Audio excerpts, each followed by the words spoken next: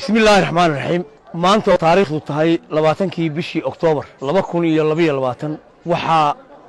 guddiga diiwaangelinta ururada siyaasadda iyo ansixinta axsaabta qaranku ay maanta gobolka Awdal degmada Boorame ka bilowday tirintii kunka qof ee madax taabashada ahaa taasoo maanta si qurux badan noogu soo dhamaatay wana Ilaahay mahadi waan u mahad celinaynaa cid kasta oo maanta nagala shaqeysay ama amniga ama nidaamka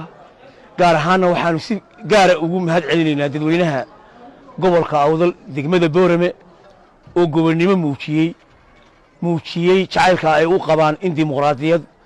iyo doorasho la helo ilaaliyay nabadgelyada codkoodana si fiican u dhiibtay haddii ay baydmo maalinta sabtida iyo maalinta axadda ah guddidu waxay ka bilaabi doontaa isla barnaamijkan ah madax ka tirinta kunka qof waxay ka bilaabi doontaa gobolka Maroodi Jeex degmada Hargeysa waxaan si gaar ah mar labaad ugu mahad celinaynaa isna ciidanka booliska iyo taliyahooda waxaan u mahad celinaynaa gudoomiyaha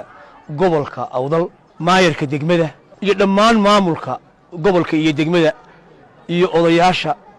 iyo waxgaradka iyo aqoon-yahanka intii aanu ilaa xalay kulmaynay dhammaan noo muujiyay soo dhaweyn fiican ilaahay ka jisaaysiiyo dhammaan dadka gobolka Awdal sidaas iyo وبالله التوفيق.